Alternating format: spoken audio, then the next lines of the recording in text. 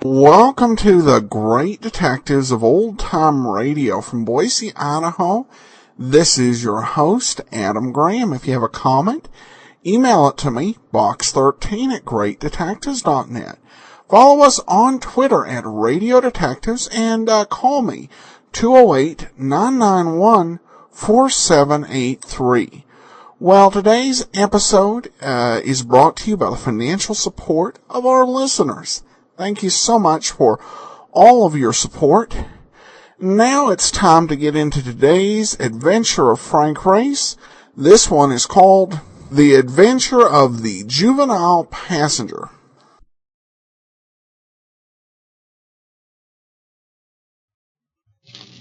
The Adventures of Frank Race, starring Tom Collins.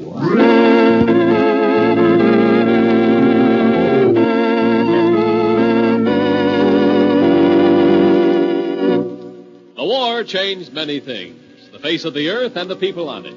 Before the war, Frank Race worked as an attorney, but he traded his law books for the cloak and dagger of the OSS. And when it was over, his former life was over, too. Adventure had become his business. The Adventures of Frank Race.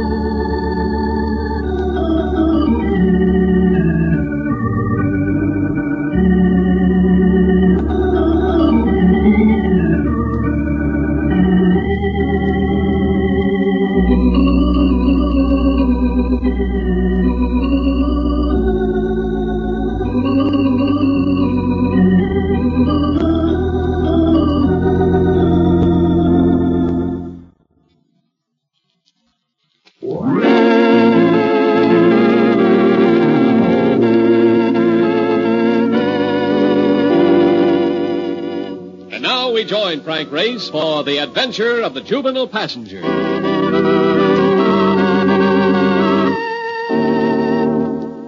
The evening had been a turkey. Following a dull dinner, I'd been collared by my hostess, a woman with about as much depth as a wading pool. The conversation had been a 3-hour filibuster, with me effecting my escape only after a farewell scene that would have odorized any little theater in the land. So now I was settling into bed with a sigh of relief. The windows were open, the light was out. I could call it a... No. Yes? Well, about time you got home. Where you been? Well, let's not talk about that. What do you want? I'll be parking a cab in front of your place in about 5 minutes. Will you come down? For heaven's sakes, why? I got trouble, Race. I need your help. No, bring your trouble up here. I'm in bed. That's just it. I can't. You gotta come down, Race. I need you. Oh, we'll make it 10 minutes.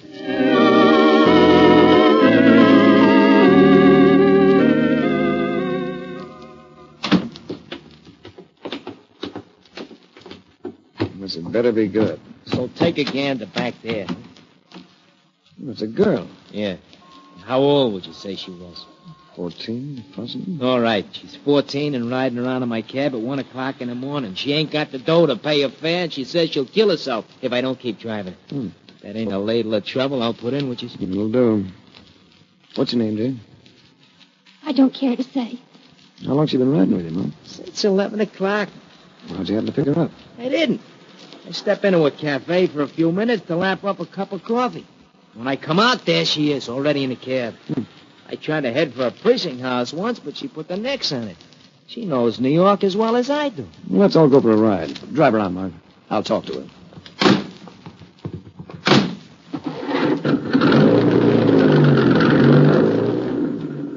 You can tell tell me your first name. That wouldn't give anything away. It's Mary. Look, no use being mad at me. I'm a stranger. I'm not mad. It's... Trouble at home? I don't live at home. Relatives? I stay at an orphanage. Nothing wrong with that. No, there's nothing wrong with it except... Well, how would you like it if someone were trying to send you to jail? Someone at the orphanage? Just the head of it, that's all. No one can send you to jail if you haven't done anything wrong. She claims I steal things. I don't, but... What's the use? You won't believe me either. I believe you. I'd like to help you. You can't do anything. Nobody can do anything. But what are you supposed to have stolen? Some jewelry. You like jewelry? Sure, I like it. All girls do. But I didn't take any, even if they did find it in my mattress. Then tell them so. Well, let me take you back. No. You can't keep riding around in this cab all night. Nobody wants to help me. Nobody. I said I'll help you, and I will. Don't forget about going back to the orphanage. But you must have friends, someone with whom you can spend the night. Then, tomorrow... I don't know anyone. Except Farrell Gillis. I'm afraid a man won't do. Oh, Ferris Gillis is a lady. She's swell. She came to the orphanage a couple of times and told me to come and see her anytime I wanted to. You know where she lives? We could find it in the phone book.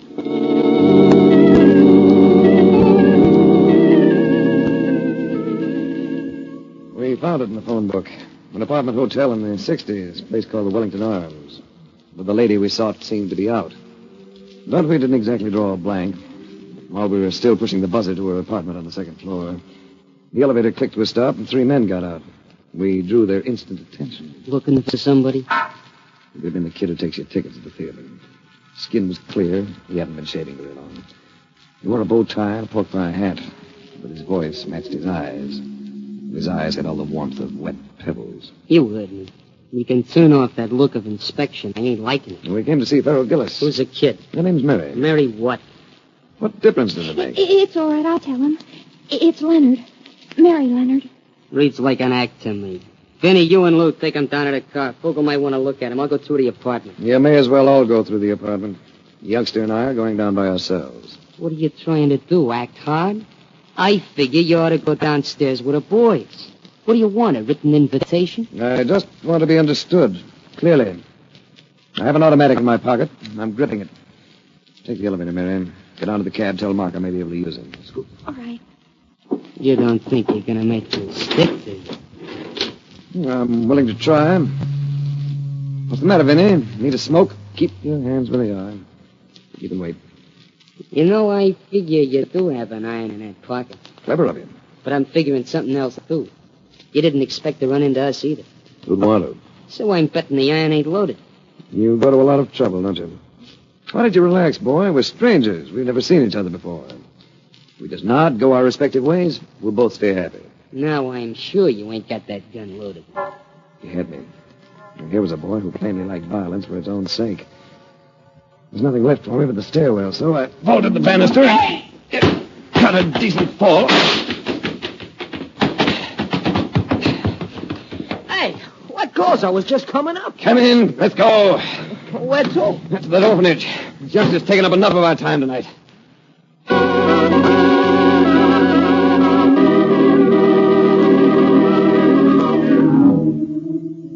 There were cars parked in front of the orphanage. The lights still on inside. In the office, a sort of conference seemed to have taken place. But we got an instantaneous reaction from a woman of about 50. A woman whose face suggested that she wanted no fun out of life and resented anyone else trying for it. Well, just where have you been, young lady? Who's this man? Mrs. Barkley. She's head matron. Good evening, Mrs. Barkley. Well? My name's Race. I'm a private investigator. I'm acting on this young lady's behalf. Gosh. You are you? Well, I'll have you know. Pardon me, Mrs. Barkley. Where did you find this girl, Mr. Race? I have a friend who drives a taxi. Mary was one of his fares tonight. And she seemed upset, and he found it a problem. So he called on me. I see. I don't believe we've met. Oh, I'm sorry. I'm Paul Westerhaven. This is Miss Doris Sanford. Possibly you know Winthrop Gravel. Everyone does. Paul Westerhaven. Plays polo the way Stan Musial plays baseball. Horses and money. Plenty of both. Doris Sanford I had never seen before. A definite loss on my part. She was lovely even under the glare of a light that gave Mrs. Barclay's face the look of a boiled potato. If you were any kind of a sharpshooter, Winthrop Grable was a name to flinch at. He scribed a hard-hitting newspaper column that went in for reform. You might be interested to know, Race, that we're here because of this girl's disappearance. She's utterly incorrigible. We've been able to do absolutely nothing with her. You ever try being kind? Well, it is somewhat of a problem, Race. This is the second time the girl has run off. We've been fortunate that no bad publicity has developed. Where does Farrell Gillis fit into the picture? Oh, that woman. Who is Farrell Gillis? Well, she's rather well known, Paul. Operates as a gambler. As far as I'm concerned, she's a pretender and a liar. Why do you have that opinion? A month or so ago, Miss Gillis promised to donate the cost of a new building to the orphanage. She seemed quite enthusiastic at the time, but nothing came of it. Well, if you don't mind, we're going to say goodnight. I'll come and see you tomorrow, Mary. We'll talk this over. All right. And if I've seemed abrupt, Mrs. Barclay, I apologize. I don't imagine your job is a breeze by any means. Certainly isn't.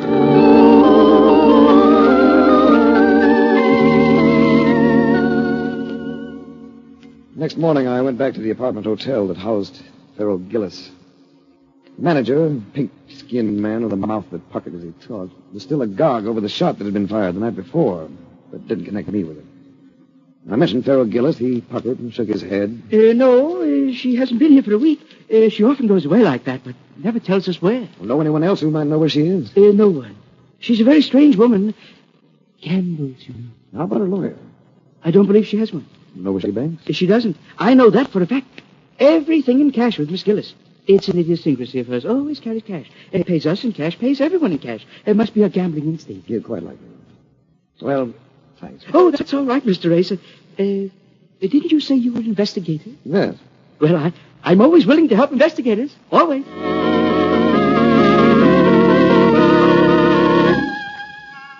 The house in which Doris Sanford lived had the looks that spells lots of family background.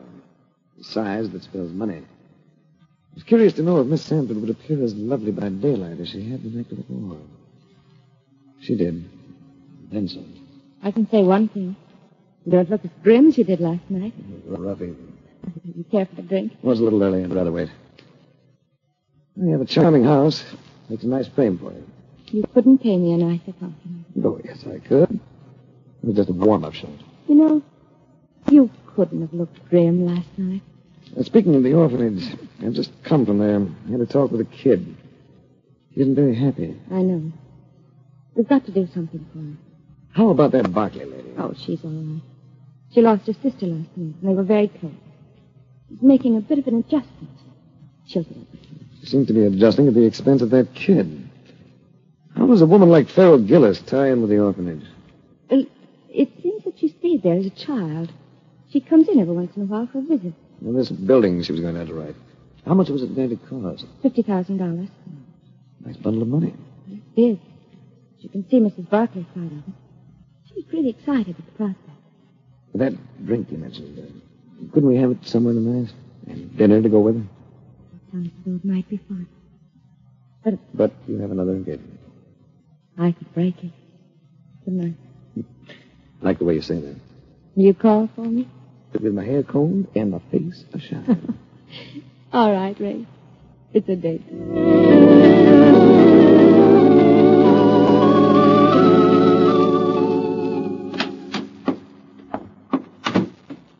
What have you been doing, shopping? Oh, hello, Marc.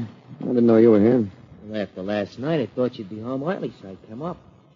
What'd you buy? A black felt hat for evening wear. I thought you had one of them. I do.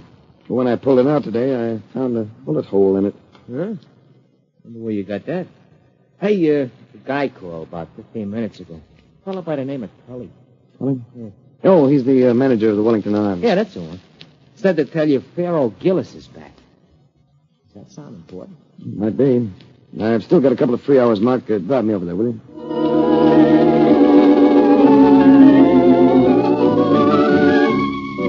I found the door to the apartment slightly ajar, so I knocked. I thought I heard a voice say, "Come in," so I did. She was reclining on a divan, a woman of perhaps 60. She had a theatrical look. Skin was heavy with makeup, her hair tinted a flamboyant red. She was smiling at me. and the set of her features indicated that she was used to smiling. There was only one thing wrong with the picture. Someone had stabbed a knife into her chest. She was dead.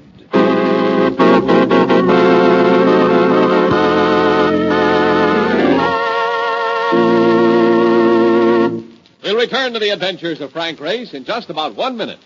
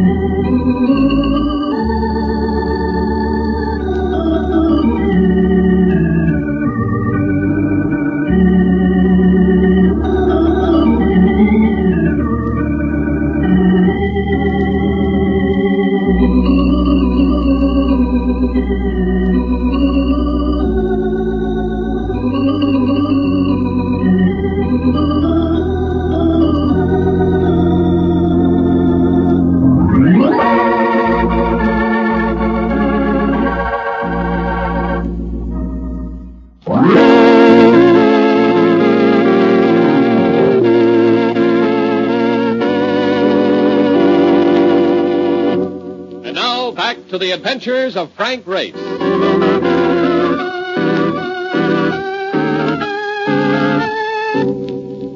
Finding someone murdered always presents one serious problem. Should you notify the police? If you do, you're going to find yourself involved. If you don't, you may find yourself even more involved. But this time I didn't have to carry out my decision. Just as I picked up the phone, a voice spoke to me. In the same soft tones that had invited me into the room. I wouldn't do that if I were you. He stepped out from behind a bookcase partition. And dapper serves as a one-word description. It had been something from a style page in Esquire. He even had the leer to go with it. With him was Slate, the lad who had caused me to vault into the stairwell. The hood called Vinny was also along. I'm Johnny Fogel.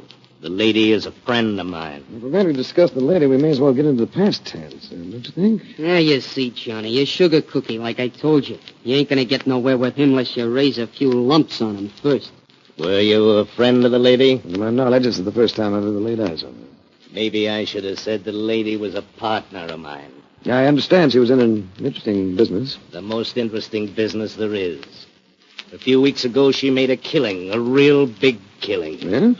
I gave her the tip that clicked for her, so I sort of figure that now she's gone, Lord rest her soul, I'm straight in line to be the heir to what she left behind. I suppose that's a logical pattern of reasoning for a person of your temperament. Talk so Johnny can get what you mean. Never mind, Slate. I get what he means. And I think he gets what I mean. Let's not waste each other's time, Paul. Don't reach for that phone, pal. You ain't gonna call nobody. Frisk him, Slate. I wouldn't worry none, Johnny. He's got a gun, but it's never loaded. I'd take it just the same. Keep it for you, John. You see, Race? It's like this. You coming in here made it kind of embarrassing. A little embarrassing for us, more embarrassing for you. Because it ain't gonna be sensible for me to let you go walking out, is it? You want something, Fogel. What is it? Pharaoh's better than 50 grand. And by the way every drawer in the apartment seemed to have been so neatly emptied, I'd say you'd been looking for it. Pharaoh wouldn't have been keeping the dough here. She wasn't that kind. I haven't the slightest idea what Pharaoh Gillis was like. You may as well know that I can't tell you a thing about her money. That's the trouble with you guys. You always want to play a lone hand. Let's get him out of here, Slate. Start moving, Race. And this time you ain't getting away with no phony moves. As Slate pushed me past the door, Fogel lingered for a last look at Pharaoh Gillis, which meant that Slate and I started downstairs by ourselves. He insisted on walking right behind me, so after about 6 steps, I simply sat down in front of him. He instantly went over me and crashed on the landing below. I leaped after him, but there was only time to regain my pistol before Fogel appeared at the top of the stairs. Drop that gun, Race! I went the rest of the way on the run, past a gaping manager in the foyer, up to a gaping Marc Donovan at curbside. Oh, not again. Every time you go in that place, you get chased out by bullets. Get me home in a hurry, Marc.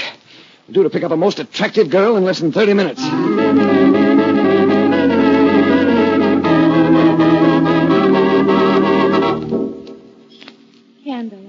Why? I might have known you'd do it this way, Ray. I couldn't think of you in any other surroundings. Not at this time, anyway. You're nice. You're beautiful. Tell me something. Ask it. Each time I've seen you, you've worn black. It's for my father. He died less than a year ago. I'm sorry. You don't have to be. You're observant. I like that. Flattering. In fact, I seem to like everything about you, Ray. What would you like to do after dinner? Go home. The butler will have the fire going. I thought we could just talk.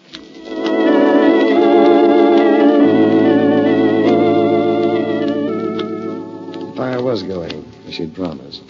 And for the first time in years, I munched freshly roasted popcorn dripping with butter. I love this house, Ray.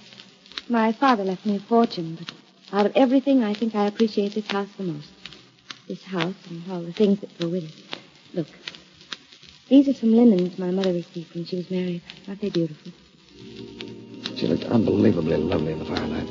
She gracefully showed me the fabrics, then carefully folded them, placed them on a nearby table. There. That's the last one. Now it's your turn. What would you like to do? Take you in my arms. You think that's going to be hard? Might lead to complications. You know, you show signs of being a very domestic young lady. Why don't you kiss me? You'll find I have other qualities, too. I beg pardon, Mr. Draper to see you. I'm just going to barge in, Doris. Oh, I didn't know you had company. But it's Mr. Race. You remember Winthrop? You met him last night. Oh, yes, of course I remember. I came to see you about that youngster. She's been arrested, Doris. Arrested? Mary Leonard? Well, it seems that Mrs. Barkley made a report to the police about the missing jewelry. Oh, no. We'll have to run down and get the child out. Well, I'm afraid they don't grant bail on a murder charge. Murder? Murder? One of the items the police recovered from the girl was a diamond earring. The mate to it was found today in the apartment of Pharaoh Gillis, along with Miss Gillis's body. So it seems that the orphanage has been harboring a juvenile murderess.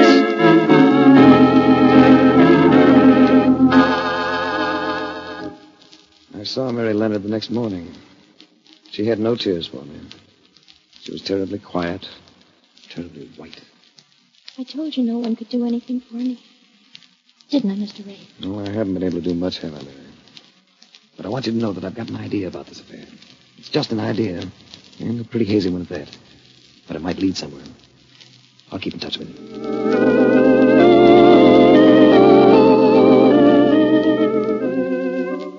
For the rest of the day, I had Marc out gathering information while I busied myself doing the same thing.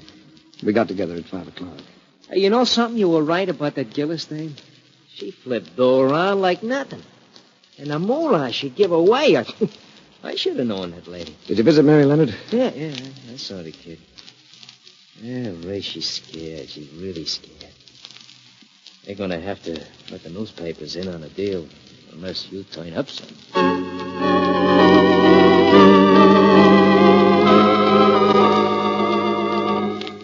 It was about an hour later that I got a call from Doris Sanford. Ray, can you come to see me right away? It's important. Trouble? Well, in a way. Nothing to do with the orphanage. But it does concern us. Well, let me see. I'm expecting a report on something, but I know what I'll do. I'll call and tell them to get in touch with me at your place. I'll be right over.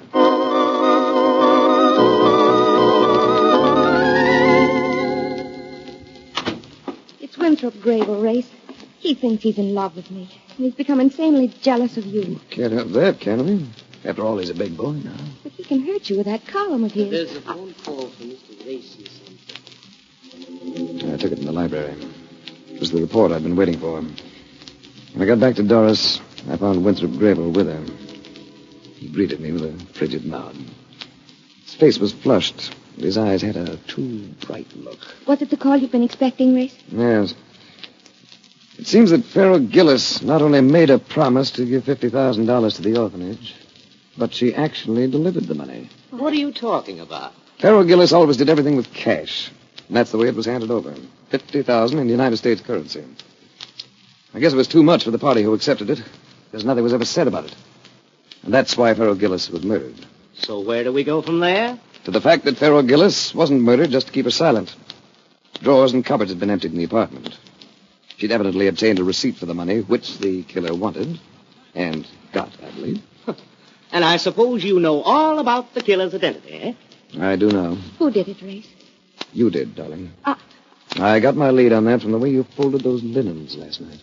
The way I folded the linen. So carefully, so meticulously. The same way everything was handled in Farrell Gillis's apartment. You were disturbed before you could put the things back, but you left everything so neatly piled. You're being ridiculous, Race. I just inherited a fortune from my father. I know. But this afternoon I learned that it wasn't a very liquid fortune. Not much money. So inheritance taxes were going to cripple you. Make you sacrifice a big slice of your holdings. I think the courts will accept that as a pretty good motive. You're wrong, Race. No, I'm not. The item I particularly don't like is the way you set that little girl up for a patsy. Framing her with some frowsy jewelry. Planting the stuff so she'd not only be suspected of thievery, but of murder as well. When this man is trying to frame me. Yes, but he's not going to get away with it. Put that gun away, Grable. She's making a fool of you. No, you've been trying to make a fool of me. Making passes at her when you knew she was engaged to me. This is the last pass you'll make at any woman. Why, you... Sorry, Grable. I can only allow you one miss. Oh! Race, Yes, dear. I've been thinking of taking a trip to Lake Louise. Why don't you come with me? After all, you can't prove I did anything. The receipt is no longer in existence. Nor the duplicate. I know. But you wrote pretty heavily when you made it out. Heavily enough to mark up the blank underneath. That was what my report was about. The police lab was able to show it all up. The amount and your signature. And you can put down that poker, darling, before I forget I'm a gentleman.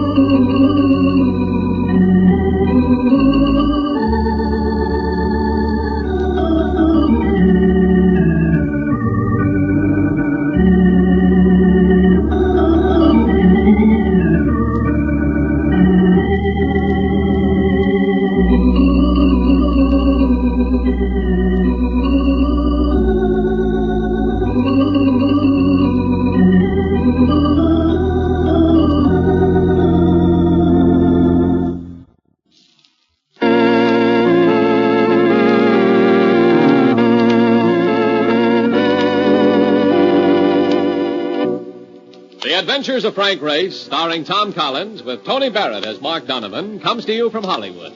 Others heard in tonight's cast were Virginia Gregg, Michael Ann Barrett, Jack Crucian, Jack Carrington, and Bert Holland.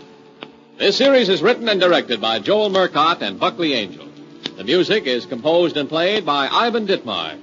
Be sure to be with us again this same time next week for another dramatic chapter in The Adventures of Frank Race.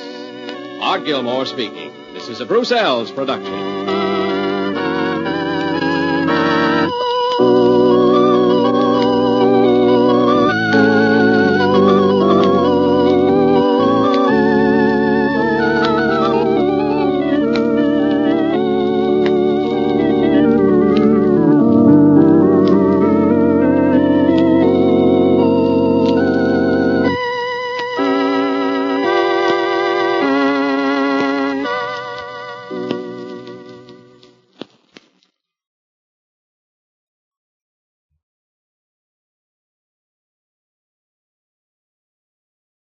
Welcome back. I'm a big fan of The Adventure of Frank Race and its musical bridges and theme music, which makes these episodes over these next few weeks kind of disappointing in one way regarding the sound quality. Now, I'm sure Andrew will do what he can with these episodes, but when I'm listening to it on first impression, I hear more snap, crackle, and pop during that stirring theme, particularly at the end, than a bowl of Rice Krispies. Once again, Race finds himself very unlucky with the women who fall in love with him. or at least pretend like it in hopes that he will never consider the possibility that they did it. Well, that will actually do it for today. For those of you who have the app or the premium site, we'll have another syndicated series that starred Tom Collins in the opening episode. This one is called The Greatest of These. And then join us back here on Monday for another adventure of Frank Race. And tomorrow we have The Fat Man. So, all right, well, send your comments, box 13 at greatdetectives.net. Be sure and fill out our listener survey, survey.greatdetectives.net. And follow us on Twitter at Radio Detectives from Boise, Idaho. This is your host, Adam Graham, signing off.